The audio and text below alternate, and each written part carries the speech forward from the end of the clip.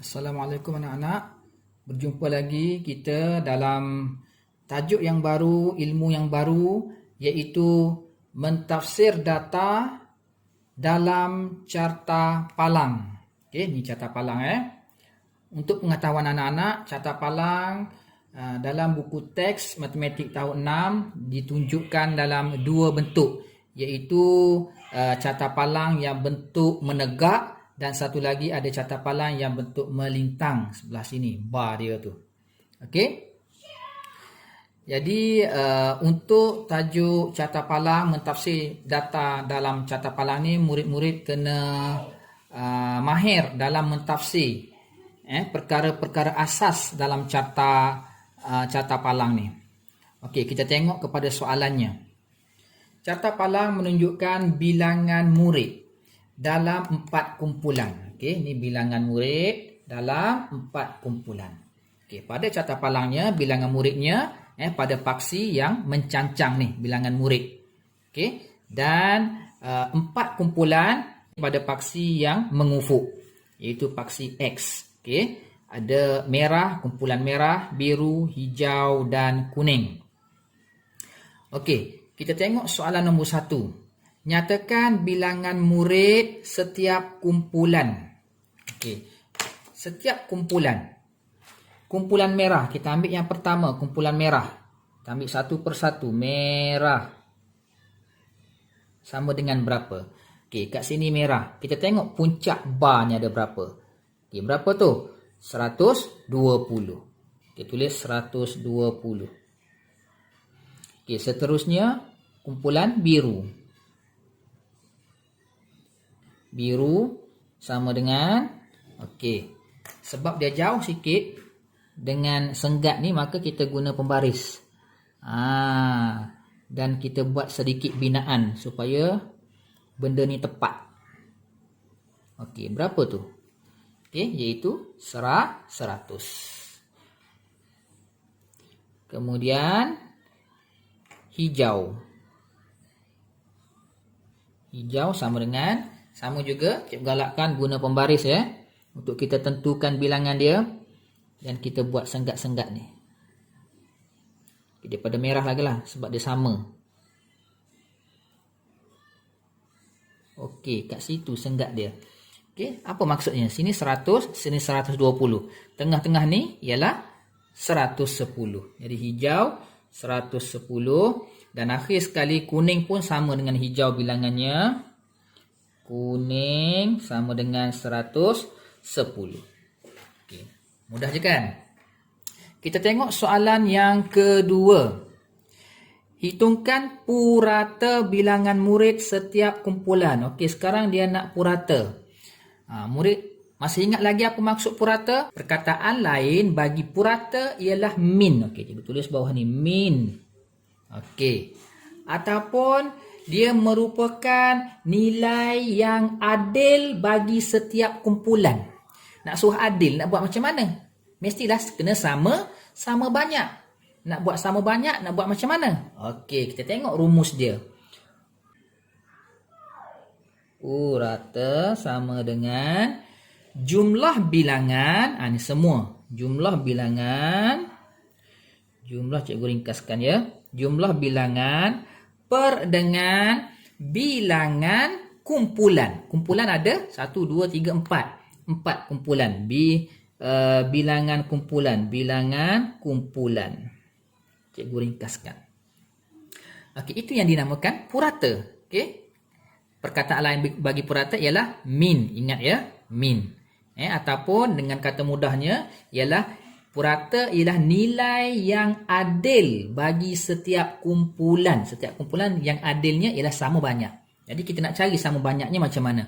Okey, kita tengok jumlah bilangan. Jumlah bilangan kita dah dapat dah tadi. Merah, biru, hijau, kuning. Okey, cuba kita congak sebab nombor dia senang kan. 120 tambah 100. Jadi 220. Tambah 110. Jadi 330. Tambah 110 jadi 440. Jadi kita masukkan 440 ni ialah jumlah bilangan semua murid per dengan bilangan kumpulan. Bilangan kumpulan ada merah, biru, hijau, kuning, iaitu 4. Jadi, okey, sama dengan berapa? 440 bahagi 4. Murid boleh permudahkan. Kalau tak boleh permudahkan, boleh buat dalam bentuk lazim. Okey, permudahkan senang je ni. Okey, cikgu tunjukkan dalam bentuk lazim lah. Okay, bahagi 4. 1 bahagi 4, 4. Sifar, turun 4. Okey, 1 bahagi 4, 4. Sifar, turun sifar. Sifar bahagi 4, sifar. Sifar, sifar. Okey, jadi jawapannya berapa ni? 110. Okey, maksudnya purata bagi setiap kumpulan ialah 110.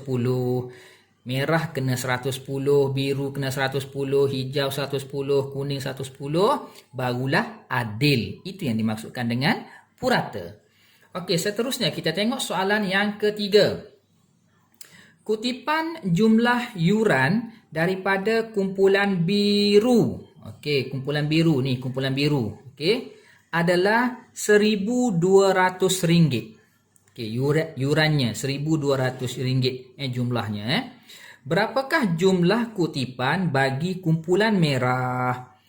Okey, dia dah bagi tahu kat sini biru RM120. Okey, kita tulis kat sini. RM120 ni bagi berapa? Bagi biru berapa orang? 100 orang. Okey. Bagi 100 orang sama dengan 100 orang. Jadi sebenarnya per 100. Okey. Okey. Jadi kalau seorang, setiap orang dalam kumpulan biru ni berapa ringgit? Jadi murid kena buat apa? Murid kena bahagi. Jumlah wang, jumlah kutipan 1,200 bahagi 100. Buat macam ni kita permudahkan. Senang saja. Potong yang ni, potong yang ni. Sifar ikut pasangan. Yang ni, yang ni. Tinggal berapa tu? Tinggal jawapan dia RM12.